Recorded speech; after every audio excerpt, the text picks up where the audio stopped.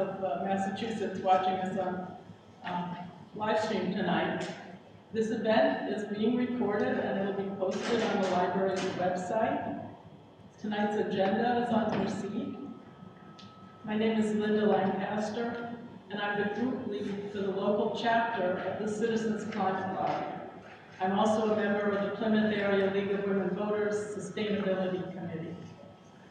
I wish to thank the sponsors of this event, which include the Plymouth Library, the South Shore and Cape chapter of the Citizens Climate Lobby, the Plymouth Area League of Women Voters, and Sustainable Plymouth. The League of Women Voters is a nonpartisan political organization whose goal is to empower citizens to shape better communities. Sustainable Plymouth is a group of environmentally conscious volunteers living in the Plymouth area that focuses on several areas of environmental sustainability. And you can see information about Sustainable Plymouth and the League and the Climate Lobby on the tables in the back. The Citizens Climate Lobby, if you haven't heard of us, we're a nonpartisan, nonprofit with national reach with over 200,000 volunteers that meet with every single congressional district in the country at least twice a year. And we're all trying to push for strong legislation that will significantly reduce heat-trapping air pollution. We do this by building on our values of respect for differing points of view and finding common ground between conservatives and liberals. We're very glad that the Federal Inflation Reduction Act passed last year, as well as the Infrastructure and CHIPS Act, all of which included clean energy provisions. Although we know more is needed to reach our state and national goals, national pollution reduction goals, these bills are a big step in that direction towards cleaner air, better health, and a greener economy. The state of Massachusetts also passed significant climate legislation last year, and we'll hear more about that from our speakers in just a second.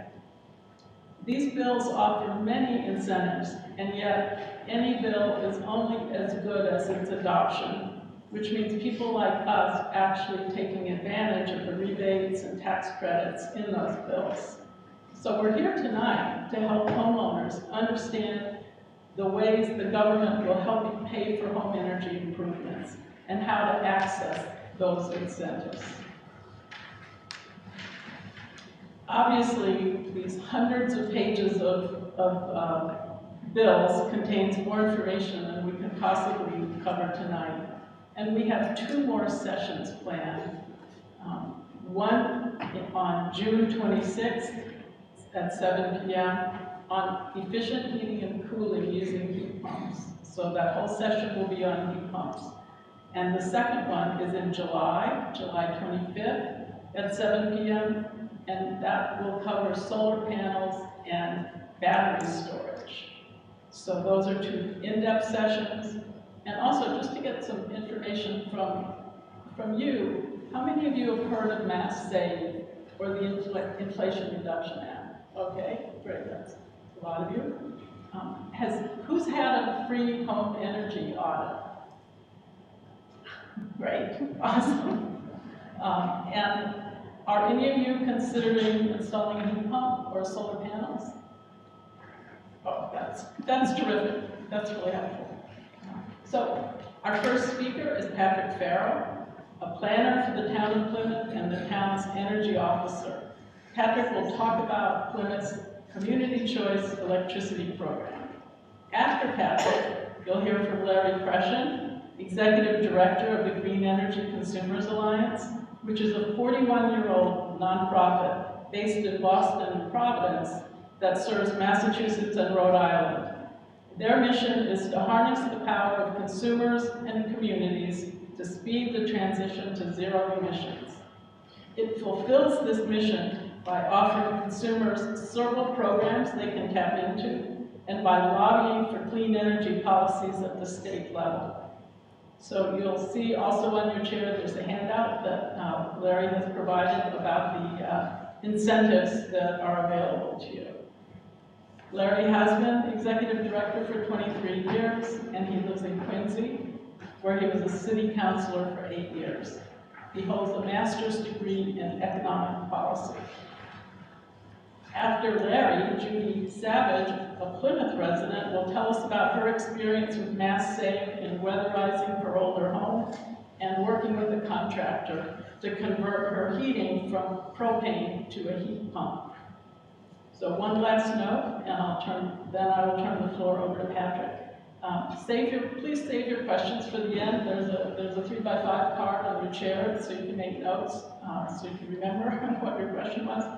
And after the end of the Q&A session, I'll have a drawing for the door prize, which is a $25 gift card to Morrison's Home and Garden store. So if you haven't filled out one of these little things with your name on it, just raise your hand and I'll get you one so you can get in the act. And with that, I'll turn it over to Patrick. Thank you.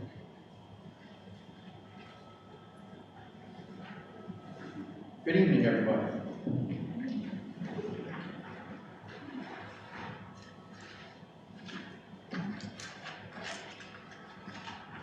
So, Linda, you're going to change the slides for me? Yes. All right, great. I come before this group to talk about Community Choice Power Supply Program, as long as I don't trip on this cord. So, a few years ago, Mass General Law, Chapter 164, Section 134, gave communities a choice and the opportunity to go for looking at supply, energy, basically in your electric bill on the supply side, and go for an alternative, allowing communities to bid on an aggregate format, looking at energy prices, so that in this case, down in the South Shore, you have National Grid as well as Eversource, and in Plymouth it's mostly Eversource. Eversource goes out shopping for their energy rates twice a year. They advertise it back in the late fall and early summer. And what this program does is to see if there are ways to kind of stabilize the pricing. So instead of going out every 6 months, you could have it for a longer period of time, like a 2-year or 3-year contract. Also, not in every case, and we'll talk about this in a second, you try to get a better rate than the utility, because the utility doesn't really care what price they have or what they can sign. They just pass whatever that cost is onto the ratepayer. So, the second bullet point says the Plymouth Community Choice Power Program provides price stability, local control, and competition while potentially lowering the burden of energy costs for Plymouth's residents and their business community. So, like I said before, next slide. The program only affects the supply portion of the bill. And during the question period, I do have a copy of a resident electric bill. Anyone who has not, in fact, let me ask this question. Is anyone here not on Plymouth's program? All right. So definitely want to talk afterwards. And I'll show you on the bill what to look for and how much savings you can have, at least during this time. Next slide, please. So there's a little disclaimer. The town of Plymouth does acknowledge that Eversource's basic rate changes twice a year, depending on rate class. Basically, Paul's verbiage basically says that there is no guarantee that a community choice power supply program will be less than the utility. We strive for that, but it's not guaranteed. So back in special town meeting of 2016, it was actually Article 14, town meeting voted in favor to move forward with this community choice power supply program. And it was passed with 117 town meeting members voting in favor and one dissenting vote. I'm still curious about who voted against it. Next slide, please. Okay. So right now, the current program with this, we have two programs. We have a standard rate and we have 100% green energy rate. Standard rate is 9.807 cents per kilowatt hour. And the 100% green rate, which is 100% wind, is at 9.897 cents per kilowatt hour. And this is good until October 1st, 2023, so a few months from now. The difference, residents have come up to me and said, well, how much more am I going to pay if I go to the green product as opposed to the standard product? And the standard product is roughly about at least 20% renewable energy. Everything else comes from fossil fuels, mostly natural gas in the Northeast. And it's about 54 cents a month more for the average household. So the more residents opt for the 100% green energy, that creates more demand, which then entices the renewable energy industry to produce more renewable energy.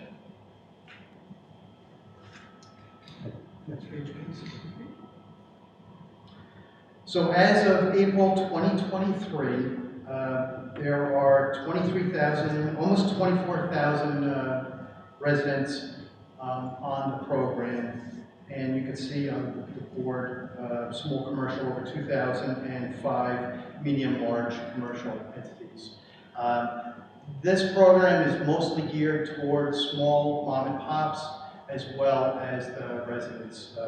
Many medium and large companies, they actually have staff that work with companies to, especially because they're such large users, they can usually get a good price on their own. So the current rate from January 1st, 2023 through June 30th of this year, the basic rate from Eversource is 25.6 cents per kilowatt hour. And that's quite a difference from the 9.8 cents that anyone who's on the program now is paying.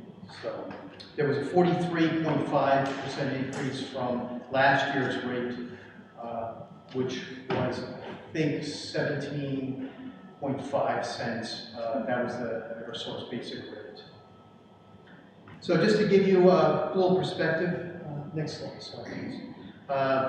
On the savings town-wide, from January through the end of June of this year, based on data that we collected a few months ago, it's over $15 million. And then the anticipated realized savings, since we started the program back in October of 2017, and which was it was a 3-year contract, so we're in our second 3-year contract, is over $38 million the community has saved. And some people have asked, well, you know, what's the municipality doing with that money? I have to stop them right there and say, no, this is everybody saves a little bit. I'm a resident also, my wife and I, we save whatever that money is. So it's a cumulative savings. And it doesn't go to government or the town. This is just a community savings. So anyone who's interested in signing up, there is this 800 number. You call up Dynegy. That's the company that we're with. Until, again, October 1st, 866-220-5696. And you ask to be placed in Plymouth's Community Choice Power Supply Program.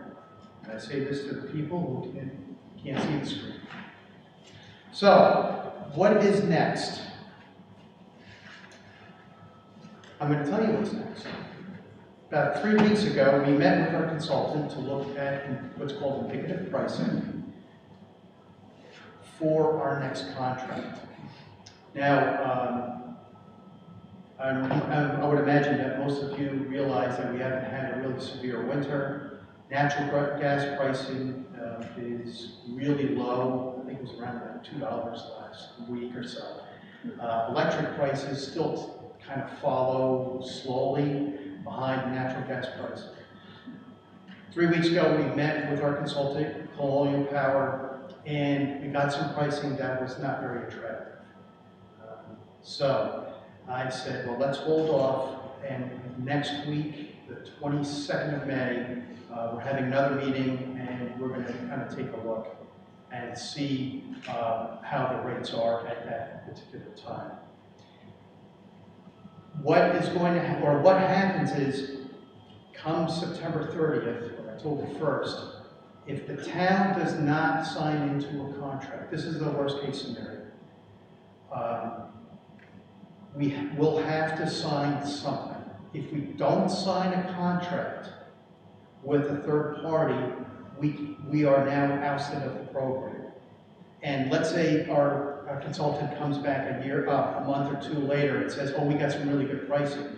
We have to then reapply with the state through the Department of Utilities. And right now, that process takes anywhere between 3 and 5 years, which is incredible. So I guess our backup plan is if we can't find a very good rate, what we will do is find the least worst rate and sign a very short period of like 3 to 6 month contract while our consultant keeps looking for pricing. But I'm being cautiously optimistic that we should see something decent within the next month or two. However, once I do find pricing that's being brought to the office, I will be talking to the town manager, and we'll go before the board of selectmen and advertise as much as we possibly can. So we're all going to kind of sit tight and see what happens. But right now, the pricing isn't very good. But we'll take a look and see what happens. Anyway, thank you so much for taking the time to hear me, and I'm available for questions at the end, right? Yes. Yes. Okay. Thank you so much.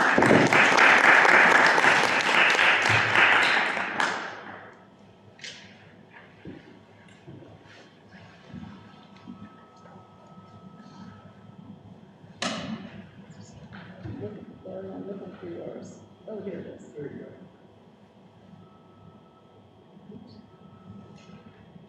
All set? So, Do you need me to move that podium closer? I'm good. so would you like to move this, or do you want? I can see it.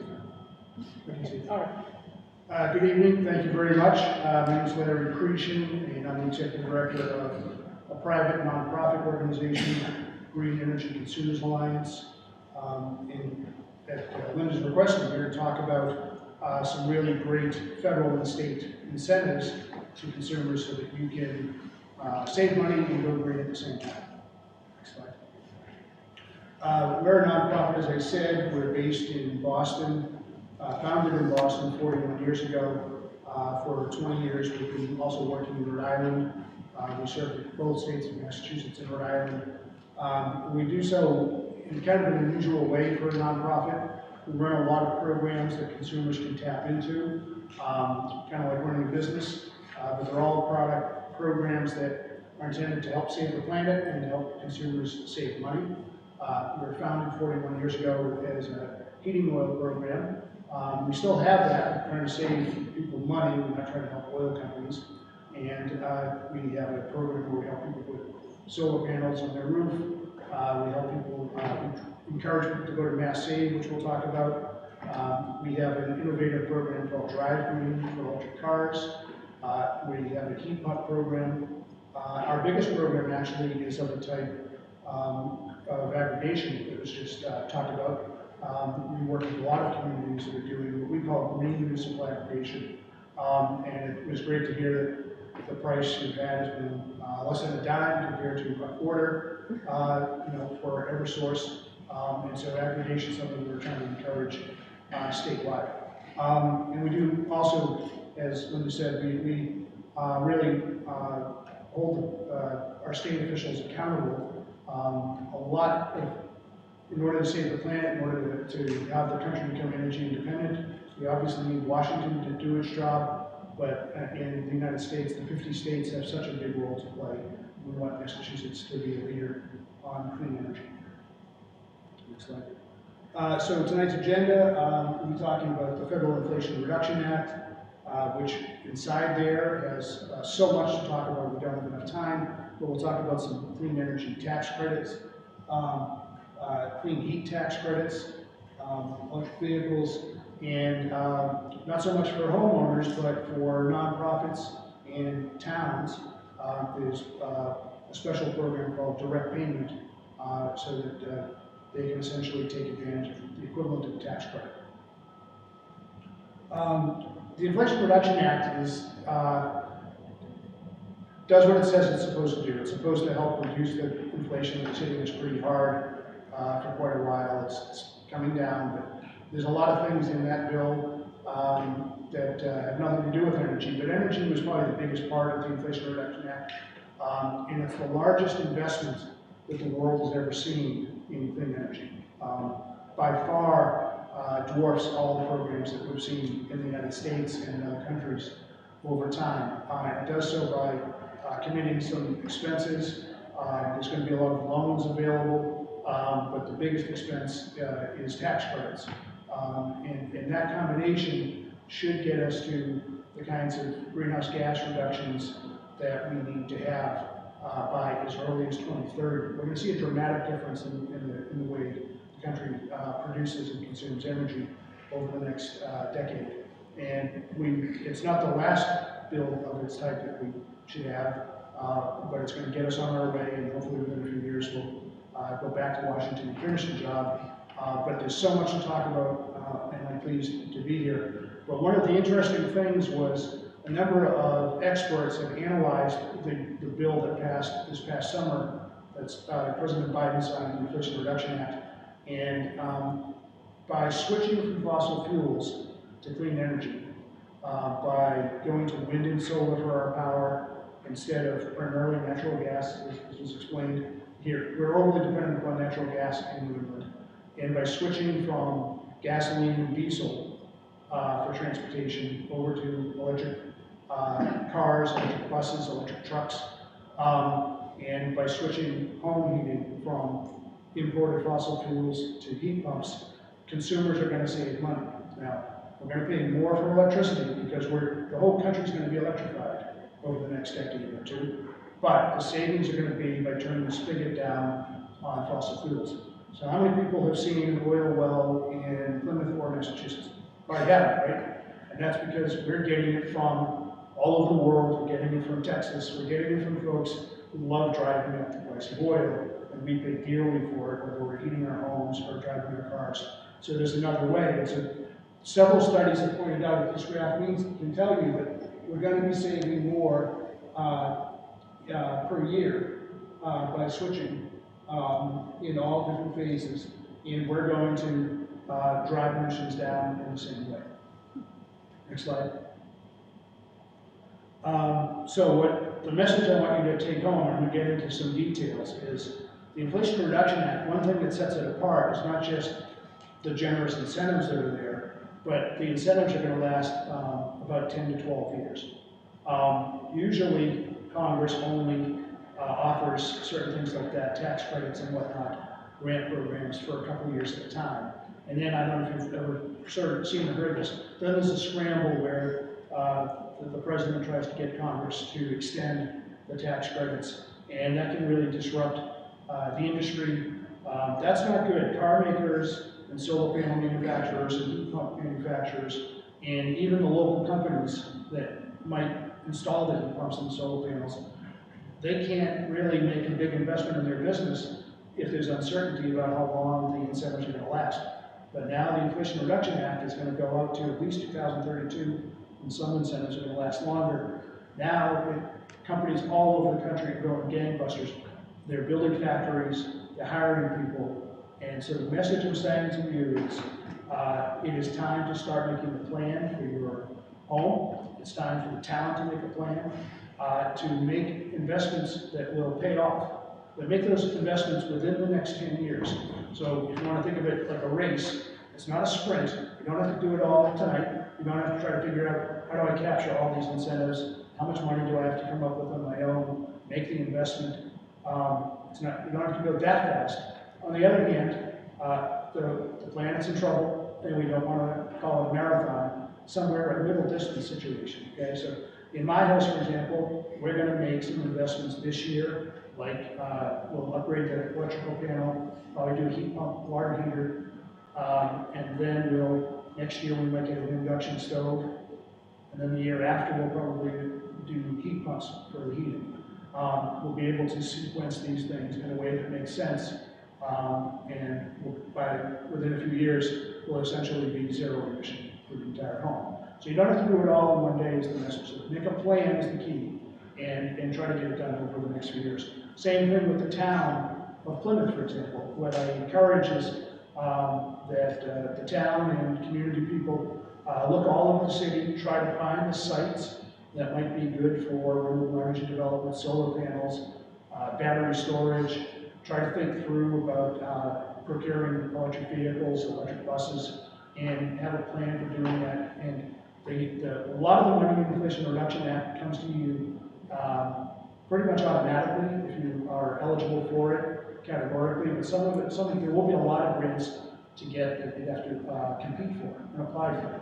So you have to get your act together and figure things out. So we're sort of recommending that towns make some investment, hire consultants if you need them, put the time in order to capture all the largesse that comes from the Inflation Reduction Act.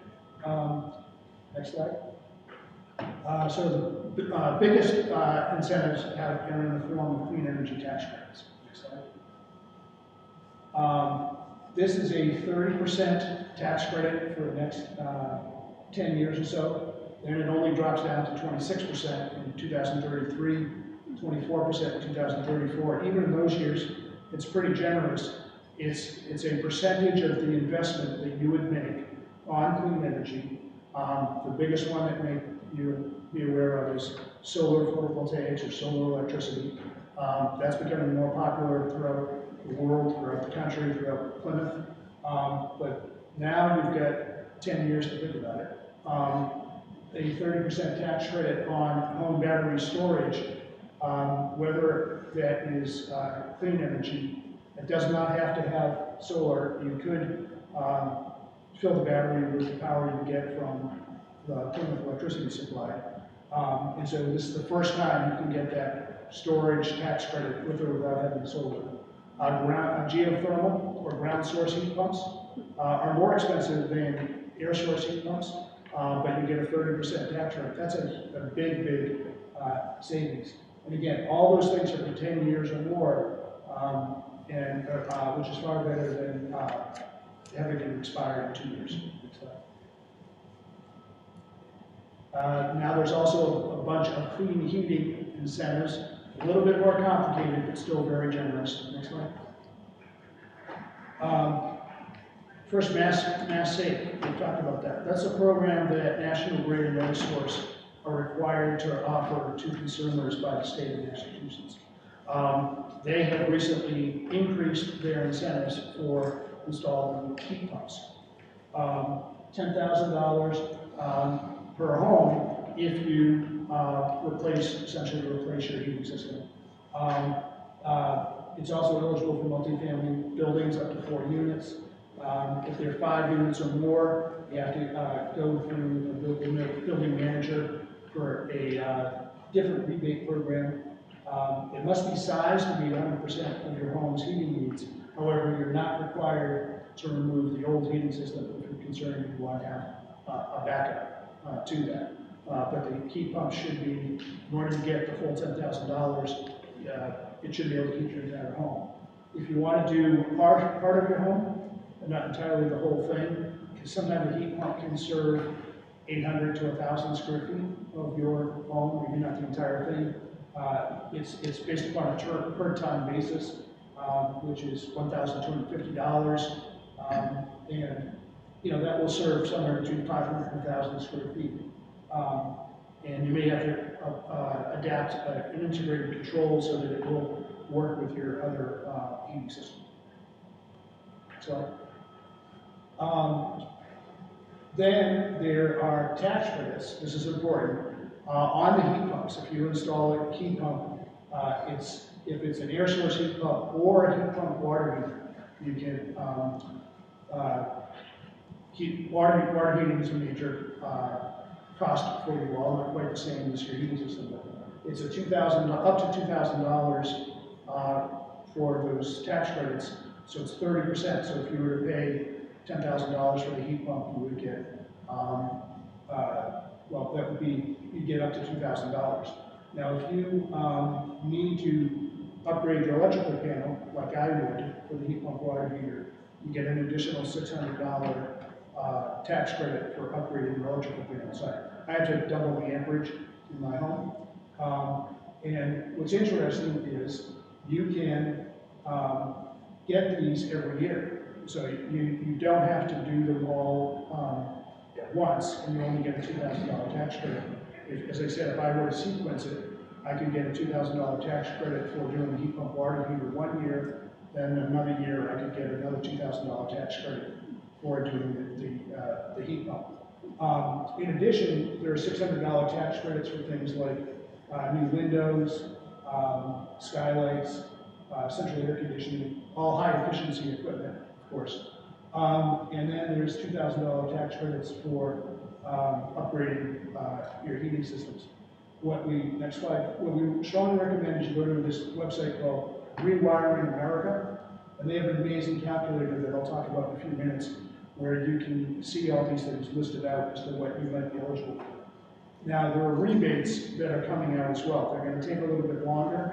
The tax credits I just mentioned are available to us right now, but the rebates are going to be income qualifying for the most part, and those rules are coming down from the federal government, then it's going to go to the Massachusetts Department of Energy Resources, and we'll probably see the information coming out in about 6 months or a year. And those are targeted mainly to families that are at about 150% of what's called median family income in the area. So we're waiting to see exactly what that number means. It's based upon household size. But there's two kinds of rebates. One is there's a special program that if an energy auditor comes into your home and projects that you're going to save at least 25% of your total home energy, you can get a tax credit for up to $4,000 if you're at or below 150% of median income, but it's up to $8,000 if you're at the lower end of the income scale. Then there's another tax credit that is for a wide range of electrification, heat pumps, heat pump water heaters, induction stoves, and so on. And that is up to $14,000 in rebates. And again, the details of these programs are going to come from the state, and we should know in about 6 months or a year. But you can get more information if you go to the calculator. Next slide. Here's a little bit more information. In order to get up to $14,000, the heat pump, you would get an $8,000 rebate, the panel upgrade, $4,000, wiring upgrade, $2,500, $1,750 for heat pump water heater, even a rebate for an electric stove, induction stove, $840 for an electric dryer. Now that, again, is all dependent upon income and what the state rules are. The point being is we want people to be thinking about these things so that they can plan it out. I want to be very clear, everything I'm talking about the Inflation Reduction Act, you can add to what Mass Save is offering. So if you were to think about that, the tax credits and the rebates from feds on top of Mass Save, you're going to get a high percentage of your investment paid for by the federal government. Next slide. Here's a little bit more information again. I'll make these slides available to Linda in the library. You can get them, but this information, keep going if you would. Again, so here's the website for Rewiring America. They have a calculator. And so if you punch in your zip code They won't need your name or your address or anything, it'll be confidential. Put in whether you own or rent, then household income, your gross income, like you're kind of estimating what your taxes would be, whether you're filing as a single person or as a married couple or what have you, and then how many people are in the household. They will show a screen of all the different kinds of rebates and tax credits that you would probably be eligible for. And so think of it as your bank account. There's money there, Uncle Sam's put aside for you. Now all you need to do is to come up with a plan, and you can start withdrawing down on that bank account over time. Next slide. Our organization has a heat pump program. We don't install them.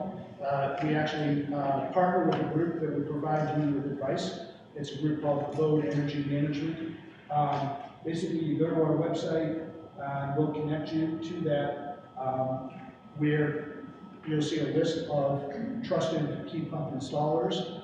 The heat pump bids can sometimes be a little bit complex.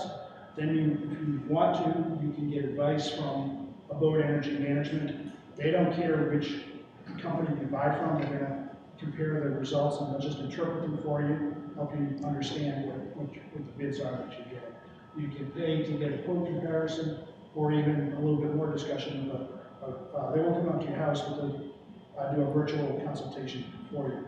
If you're going to spend thousands of dollars on a new heating system with new technology, I would say the prices they're charging for the consultation is well worth it. Next slide. Electric vehicles, we'll go quickly through this.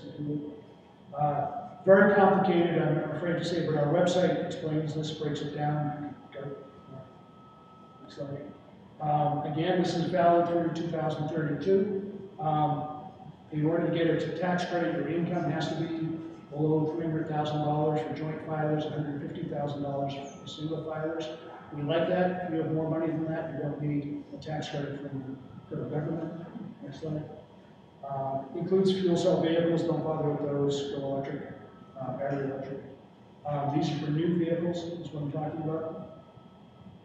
The new vehicle requirements, in order to get the votes to pass the Inflation Reduction Act, there was a particular Senator, Joe Manchin, who drew a very hard bargain. So some of this stuff is unnecessarily complicated, but that's the way it is. The assembly location must be in North America, the final assembly. The MSRP, the manufacturer's suggested retail price, has to be $80,000 or less for an SUV, van, or pickup truck, $55,000 or less for sedan and hatchback. We like that as well. If you can afford an $81,000 car, you don't need the federal government's tax credit. So we do like that part. Keep going. But then the batteries, they have, in order to get the full tax credit, the batteries have to be sourced from a free trade country, essentially. And what they're trying to avoid with this is buying batteries with mineral components from China and some other countries, which is a great idea, but the percentages that they're requiring are going to be a little bit hard to reach for the car makers for the next couple of years.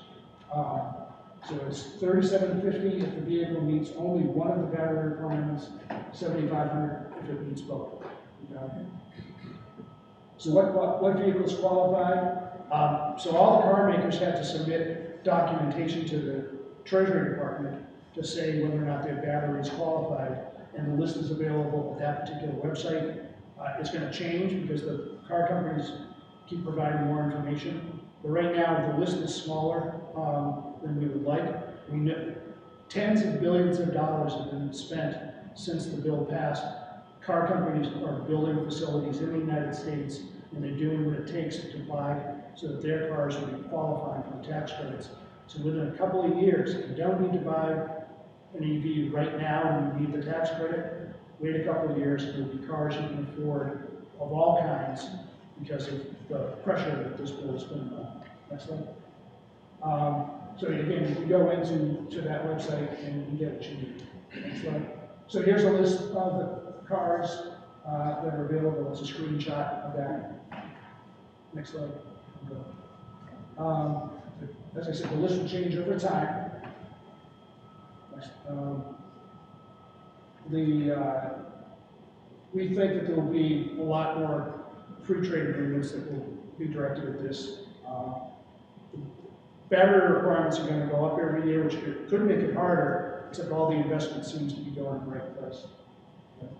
Next slide. So, if the tax credit is important to you, it is to me. I like getting $7,500 off the price of a car. Just check the list. It changes frequently. It's going to change every now and then. Now, there's an important loophole, if you will, in our favor.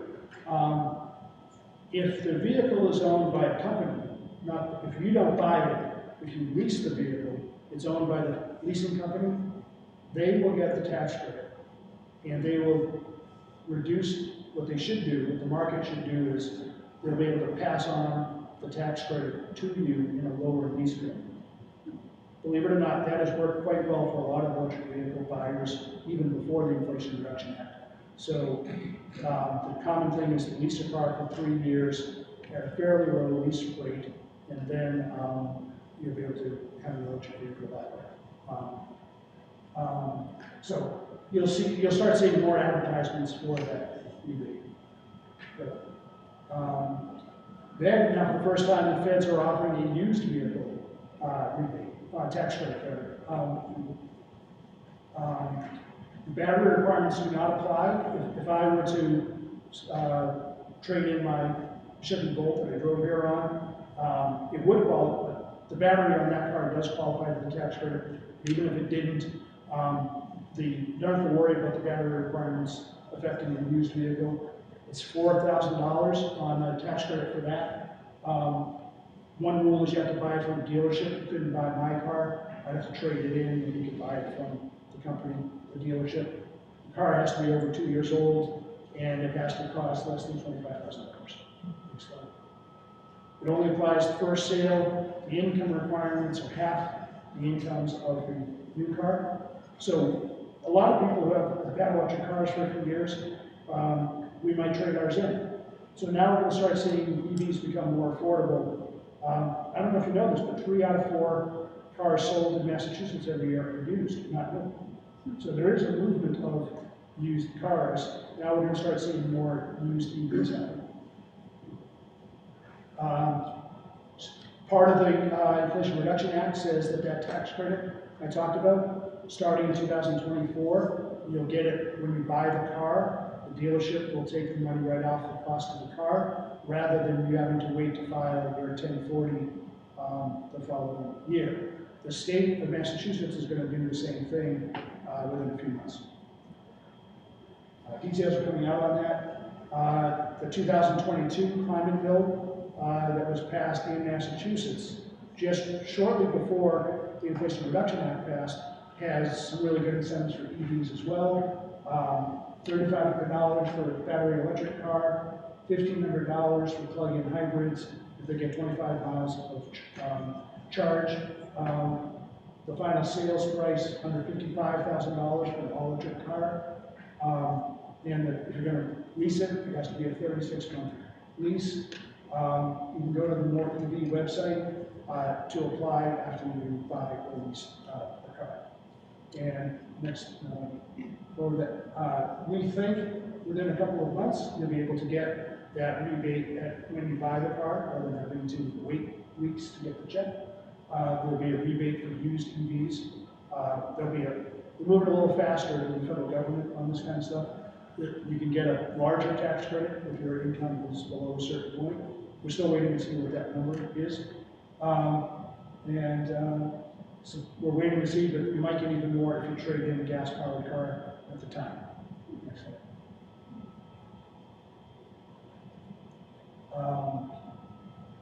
So then there's more tax credits for installing charging stations.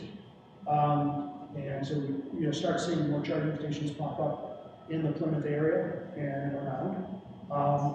National Grid and Eversource are putting more money into charging stations. We're really going to start seeing a lot more. If you've been holding off on buying an EV because you don't think there's enough charging infrastructure, you're going to start seeing more of it over the next 4 or 5 years. Next slide. So direct pay, I'm just going to talk briefly, if you would. For years, the federal government's offered tax credits of various kinds for solar energy and whatnot. But in order to take advantage of the tax credit, your income had to be large enough to take advantage of the tax credit. It's called having a tax appetite. And that is usually on the big wind and solar projects that you might see, not so much on your home. It would be money from Wall Street would be invested into the project, and they would get the tax credit. What they did with this bill is now they're saying you can be a tax exempt organization. My organization's a nonprofit, or it could be the Sierra Club, it could be a nonprofit like that, or it could be the town of Plymouth. It's very much geared towards cities and towns as well. You can now get direct payment of the cash amount equivalent to the tax credits that I've just explained. So that gives this a tax exempt organization flexibility. And we can still have Wall Street finance the installation if we want to, but maybe we don't. Maybe we'd rather keep the money in the community and own it ourselves, and we would get a direct payment from the federal government.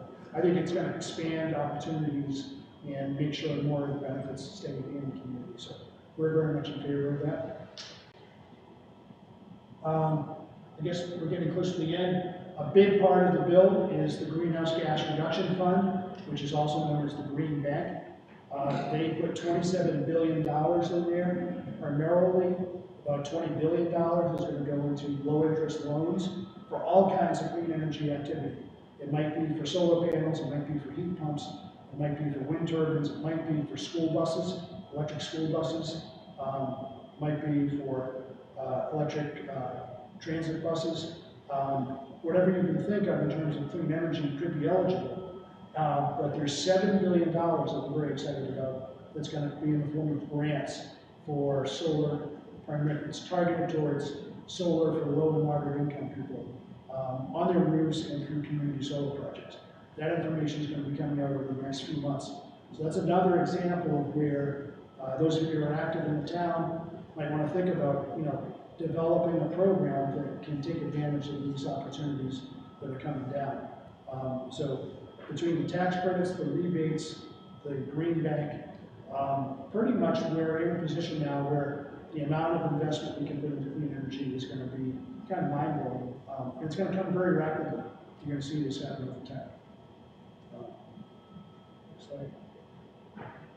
Here's a long list of the types of tax credits, the things that are eligible for that direct payment that I talked about. So if you're working with a tax exempt organization, there's that resource for you.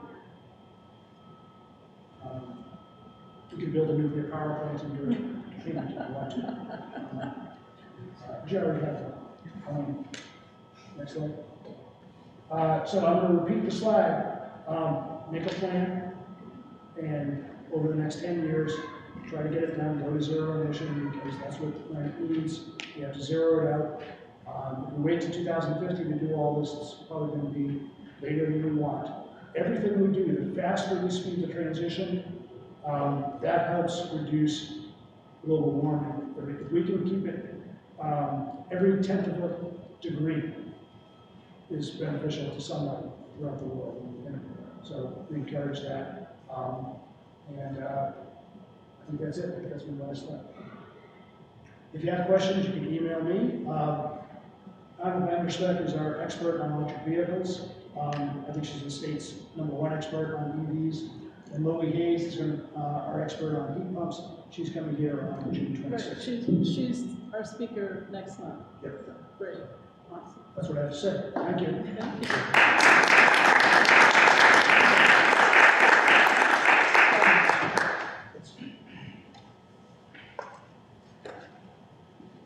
Well, I'm here as the consumer. I don't have any slides. I'm just going to share with you what my experience has been in this process. And it's kind of as I hear a little bit of information here or hear a little information there. I mean, I didn't really realize that I could get on the Community Choice Program until a couple of years ago in a conversation, I think, with Patrick. And yeah, it was easy. And 35 years ago, I lived in New York State in an old home, and New York State had the equivalent of mass save going on. And I don't know if you all understand why this money is available, but you have all paid into this money because of the lawsuit that was held against the utility companies all over the country who were overcharging us. And as a result of that lawsuit, both in New York State and Massachusetts, they had to create a program where they gave money back to the consumers. That was some of the ways in which the awards were given to the people who have been overcharged for years. So even 35 years ago in New York State, I heard about it. I lived in an older home, and I got my older home insulated at very minimal cost to myself. So when I came here and was living in an older home, I was very curious about if Massachusetts had something equivalent, because it was the only way I could afford then, and even now, to get the kind of insulation that an older home needs. So, back in 2016, I purchased an older home that was built in about 1910. And it had an addition put on it in about 1976. And it has, like many of the homes in Plymouth, has had additions built on. It's a great house, I love it. It had lousy insulation, an old oil burner furnace. The upstairs rooms in the house had no heat except the grates they put in the floor in hopes that the heat will rise and sufficiently heat the upstairs. There was baseboard heating in a bedroom upstairs that was above where the addition was, but it was cold that first winter. And I learned to shut, and the windows were old, but I kind of started, like I think many of you do, get things in the mail from various companies saying we are Mass Save approved, come and get an energy audit. So I kind of did that first step. I actually don't remember whether I actually responded to a flyer in the mail or actually called Mass Save or did something of the same, check with Mass Save. Mass Save, I've used them twice now. You can reapply for Mass Save help every 2 years. So they have a limit on how much they can offer you. So again, like Larry was saying, you kind of think about this in stages. So they came in initially to do an energy audit, and they bring in a machine. So I call Mass Save, they recommended some local companies that would do this. They're contracted with Mass Save in order to do an energy audit and then provide you with what you're eligible for as a result of that energy audit. So they came in with a big machine and ran it in the house to see how much air, you two could both probably say this better than me, but basically how much leakage there was in the house in terms of heat, which was an enormous amount between my windows, the little insulation that was in the walls, and the way the house had been kind of put together over the years. And then they came up with a plan. They said, this is what we can do. They first kind of came in and said, they first came in and changed all my light bulbs, even before I knew they changed all my light bulbs, and gave me LEDs, which at the time saved me an enormous amount of money, because LEDs are very expensive. And then they ran this machine to see how tight the house was, and it wasn't very tight at all. And then they told me, this is what we can do. Up to this amount of money for the first time in 5 years. And they did probably about $2,800 of insulation levels. Blown-in insulation. There's insulation they can do and insulation they can't do. You can't get the really fancy, expensive stuff. That's the foam. They won't do that. But they will do the the cellulose that they actually punch in the walls. And they were very professional about doing it, so they did it through holes they placed outside underneath the shingles, so they kind of removed one shingle, punch a hole, blow it in. I know in the job it was done in for me in New York. There were a couple of places where, you know, and this was again 35 years ago, where it blew through, but they fixed it. Here, it didn't blow through, it was tight. And I could feel the difference not only in heat savings, not just cost, but it felt warmer in the house. But I could also, it's quieter in the house. You could almost immediately see that we're being insulated against noise and everything. And they told me then, they said, this is what we can do for you this go around, but reapply in 2 years. Because you have other spaces, you have more attic, you have this, we'll look at insulating. I have a basement, and they looked at it and they said, you know, we can do something without making it tag on the basement too. So 2 years later, I gave them a call, and they came and did the same kind of test. It was a different company, because when I called, again, I called Mass Save, and they were great. Easy, it was an easy phone call. They also had a website. It had evolved over the last 2 years, where a website kind of explained how you fill in the forms and then somebody will contact you. Relatively easy process.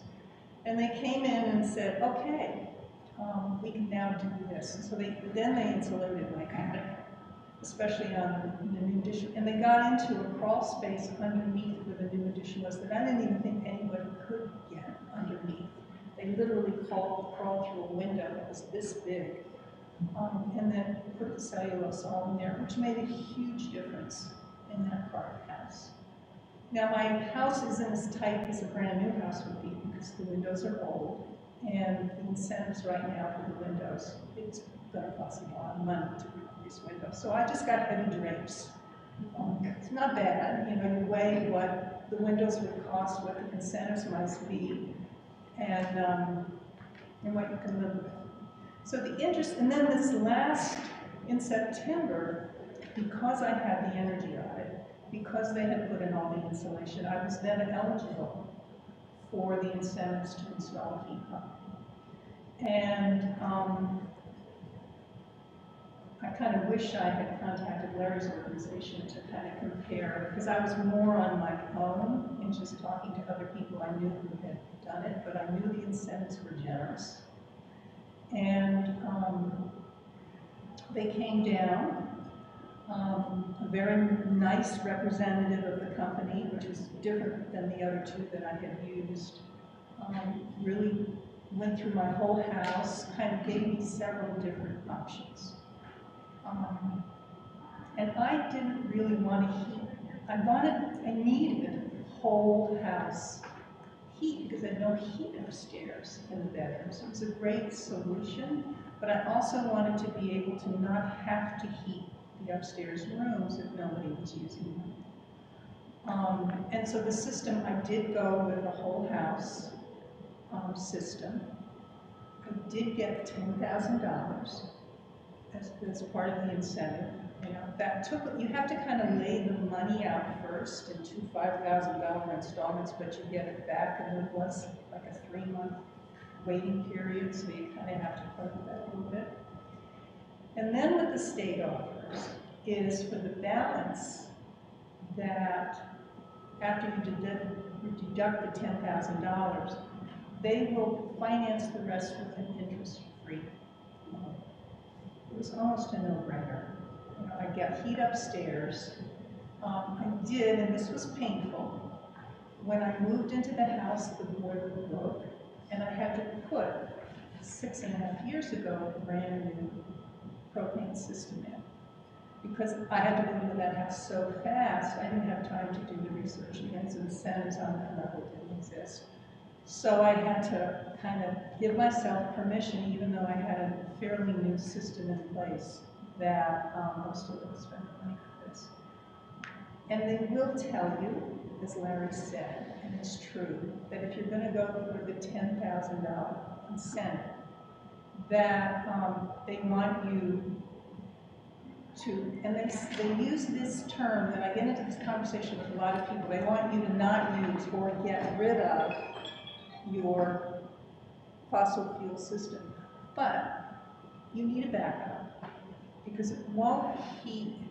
If we get a really cold winter, it can't quite handle. The way heat pumps work is they're very good at taking hot air and making it cold if you want air conditioning, but they're not quite as good as taking cold air and making it hot. So if the temperature goes below, and I don't know what the number is, 30. If it goes below 30, your house is going to feel cold. So having a backup system is recommended to just kind of kick in.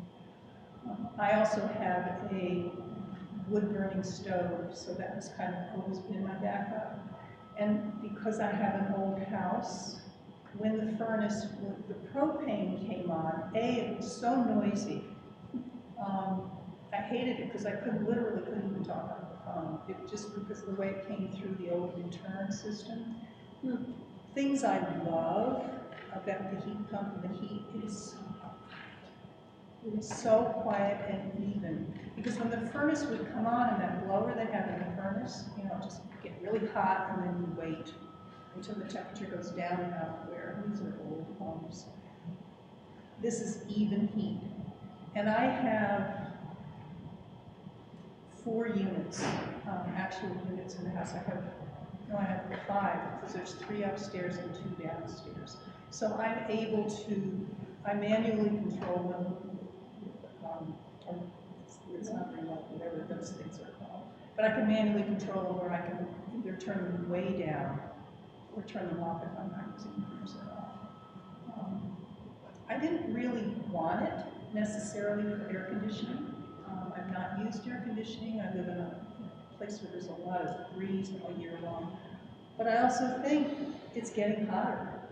It's getting hotter and more humid, and it's something those of us who haven't, in New England, who haven't really relied on air conditioning, may want to think about. We'll see. I haven't gone through the summer yet. But I would recommend it. I would recommend going through the process. It's not difficult. I think, from my experience, I had to really go out and kind of hunt down some of this information. I wish, as a community, we had an easier way for people, just an easy way for people to know who to call, maybe in town, who they could send them in the right direction. I know with the energy consumer choice, the community choice project, there's a lot of people are really confused, and Patrick has done a heroic job trying to get the information out to the community. And even with that, people are still confused. So there's a lot of stuff out there, and just helping people connect with what works and what doesn't. But I am very happy, although I also will say this. If you go into it thinking suddenly the bills you're going to be getting are going to be drastically less, that's not necessarily the case. It's taken me a little while to figure out my electric bills have gone up, my propane bills are way down, and it's been a little tricky to figure out, am I really saving money? And I think it's a long-term investment is the way I think about it. It's like, okay, maybe this year I'm not going to see it so much, but I think I'm pretty convinced that fossil fuel prices are going to go way up in the next few years. They're not going to stay static for sure. So this has been in my thinking and investment, both for heat and cooling. I love Larry's conversation about working into it because it's expensive. I don't have an induction stove, but I do have a top. I just brought a single burner top. Hey, I don't, between that and my microwave, I don't use my stove that much. I can get by with that for a while. Love to get a hot water heater, heat pump. But I'm the only person living in my house, and right now it doesn't make a lot of sense. I don't use a lot of hot water. But you just kind of start thinking about it, what works, what doesn't, where are we at in this transition. But it's not as hard or as daunting as it often seems. And I think we're very lucky to live in Massachusetts because we can take advantage of a lot of these incentives. So that's kind of my experience.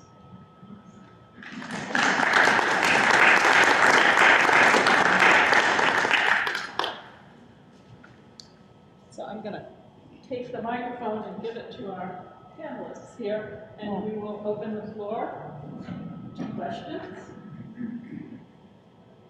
Yes, yeah. I have a question for Patrick. What happens, just technically speaking, if you change that aggregate price, or if you change companies, like you're no longer with Dynegy? Do the people that are on the aggregate price automatically move to the new company? Yes.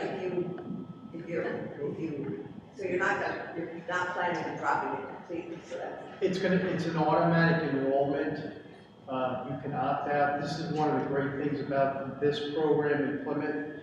Any resident who wishes to opt out, they can opt out at any time. And you can opt back in at any time with no fines, fees, penalties. So what'll happen is once we get a new pricing, and I don't know who the company is, I don't know what the price is, everyone that's already in the program will be automatically enrolled in that new contract. Then how will we know what the price is, like, for us to compare whether or not to opt out? Because it wasn't built. I was in one of these clean energy programs, and then found out about this, had to go from clean energy to Eversource, and then Eversource to Dynegy, so it took like 4 months. Correct, yes. So you can't go from third party to third party if you're outside the program. You have to go back to basic service and then into Plymouth's program. We talked, correct, on the phone? No. Oh, you didn't? Okay. I had a lot of residents who had that same issue. And it does make it a little cumbersome to that point. To answer your question, what will happen is once we get a contract signed by the town manager, we'll be going before the board of selectmen. It'll go out, and I guess there's some resemblance of a local paper left. I guess what I'm saying is will everyone get a mailing? I don't know if that still happens. On the first contract, when we first got into the program, there was. If the price is like a drastic change, I will, request, I'll recommend that to management to spend the money to invest that so that all the ratepayers get a mailing. However, there's so much junk mail that comes in, and people look at that, all right, time to fund it, yeah, right. And they toss it, and then 3 months later, I get a phone call with someone screaming at me, So we're going to put it out as much as we can. We'll have it on Facebook and all the different outlets that we can. But great question. Yes. Really kind of at a loss when it's got the whole premise of the system. On one hand, we have a large power company. That's probably a whole room full of people, big, young, the best prices for power. And we've got small companies, apparently doing the same thing. And somehow these small people are beating the big people. Now, is it because the state imposes things on the big companies that say they have to buy so much of this and so much of that? Or how can these small people compete with the big guys? So You mentioned they don't care. They don't really believe how people don't care. no, they don't care. Eversource and National Grid, all right, maybe I did kind of belch a little bit, but the thing is they don't make money on the supply. They make money on the transmission and delivery, on the power lines, the substations, and so on. So what they do is they go out and they purchase whatever power they can to fit their what's called load demand profile. They look at their customer base and say, okay, for X amount of megawatt hours or megawatts, this is what we need. But they don't shop competitively. They don't look around and say, okay, I got one price here, let's keep looking. You know, and this is basically what was told to me by the utility. They have people that shop around, absolutely. But they do it as a convenience. They're not really there to save the ratepayers any money when it comes to the supply. DPU, how's that happen? Great question. I don't work with the DPU. I don't know the inner workings of that. The only thing I know about the DPU is that communities have been for years trying to enroll in this program, and the DPU, for whatever reason, is really taking a long time in approving these plans for other towns. I mean, there are Situate, I think, was waiting 3-4 years, and they just got enrolled back in the early spring. I think Lily might have some thoughts on that too.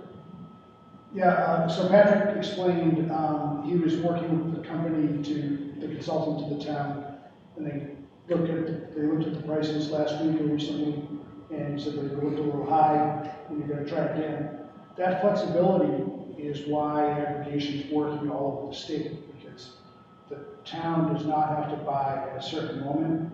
One rule I do know of with the Department of Public Utilities makes Eversource and National Grid. They have to buy power twice a year, and on a certain day, they have to have it in place, whether it's January 1st or July 1st. And in order to do that, they have to go out about 6 weeks before, in like a 1 week window, maybe 2 weeks. They have to put it out to bid, and they have to get the best price they can in that window of time. And that's a small window. And that really doesn't work as well as we've proven. We have data on our website. Municipal aggregation has saved people, on average, it ranges from $78 a year or more, all over the state, in every program, because it's a more sensible way to buy. Can't guarantee it's always going to be less than Eversource and National Grid, but over a 3-year period, probably is going to be the utility 2.5 of those years. Over the course of the 3 years, you're going to save money. And if I could just add one thing, so on the last 6 years, so we've had 2 3-year contracts, and in the last 6 years, the 6-month period where Eversource purchased and came out with different pricing, there was one 6-month period, it was 3 years ago, where Eversource's rate was just a small amount less than our regular rate, our program rate. So we did lose, it was like $230,000 for the 6-month period town-wide. But overall, in factoring, putting that as a factor, we still saved over $38 million in the 6 years. All right, I think we'll take one more question, and then we will do our drawing, because 8:15.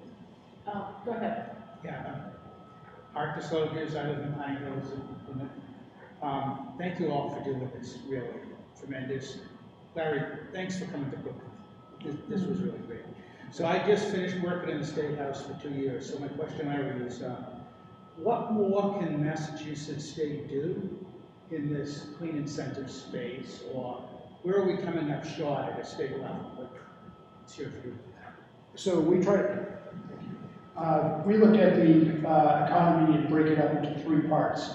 The number one emitter in Massachusetts and in most states is transportation. We haven't done well in reducing emissions in transportation. However, this year something big just happened.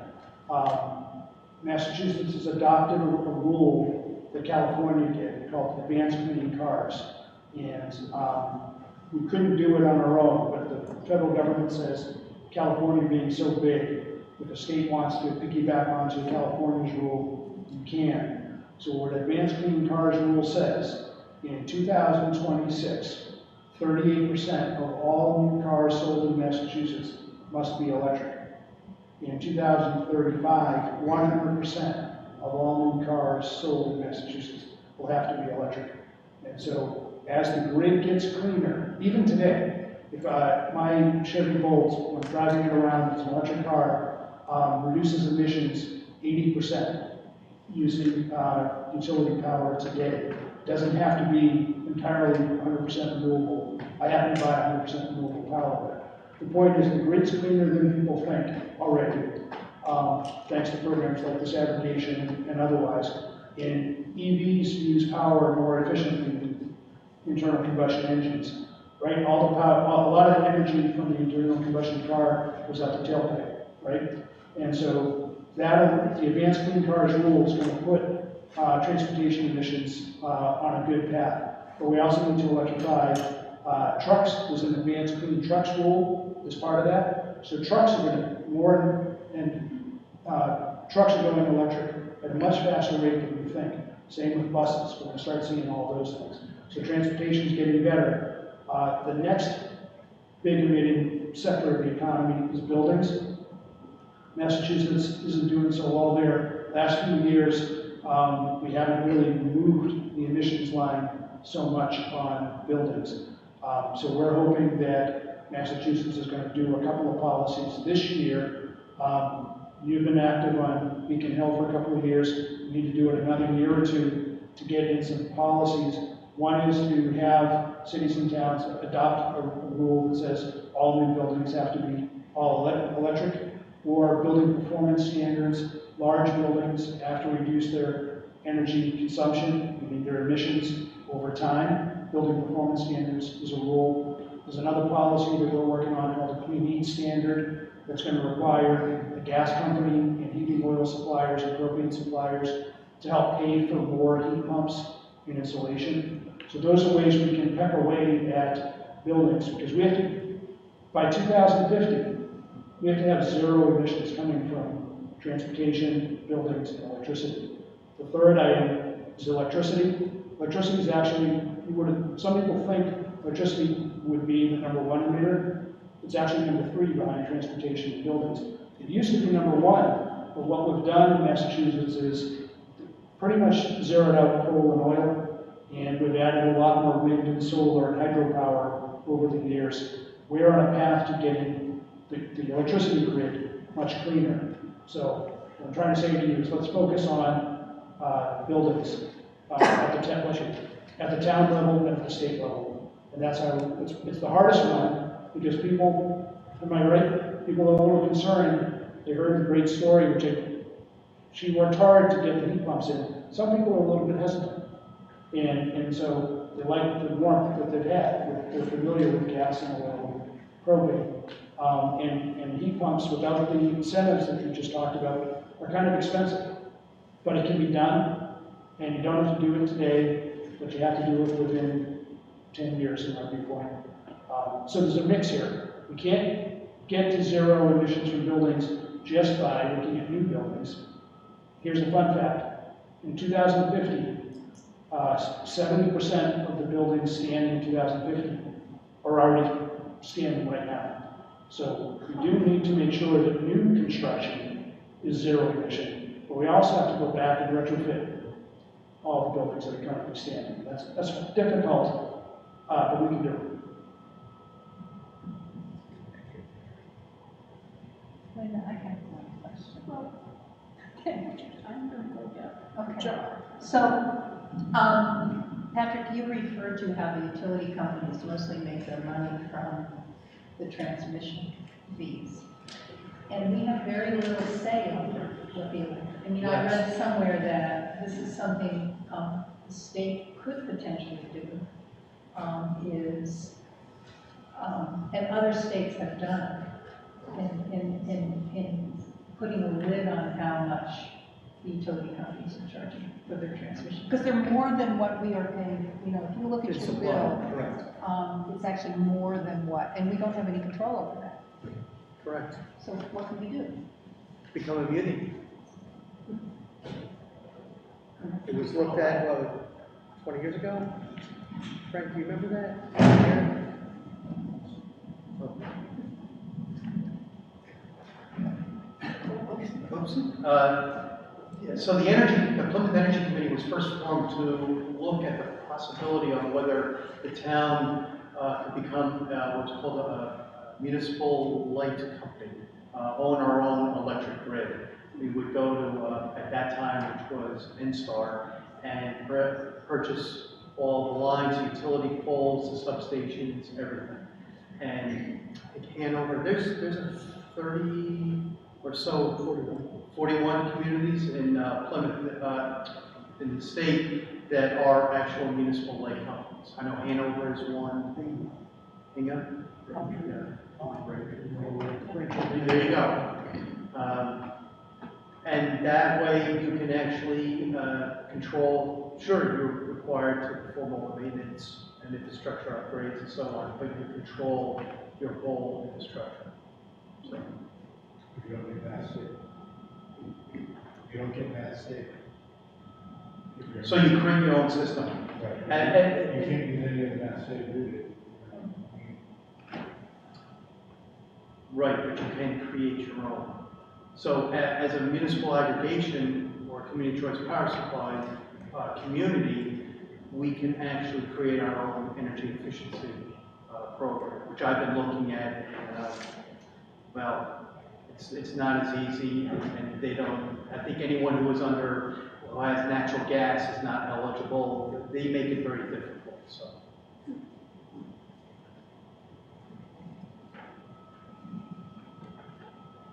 I want to thank our three panelists tonight. Each brought so much unique information, and I think it's a real public service to have this session. So thank you so much for your time.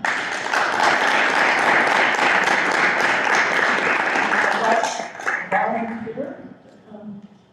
Let me shuffle these up. I feel like I used to watch Powerball, whatever, when I was in college. At 11 o'clock, they had the little balls come out. And so, and will you come draw a name here?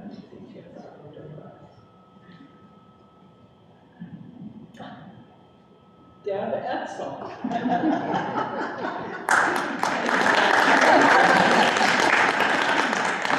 Very much.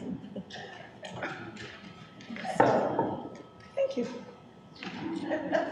So if you're interested in heat pumps or solar panels, come back in a month or so. Heat pumps in June and solar panels in July, and I think we'll have a great session again. So thank you so much for coming.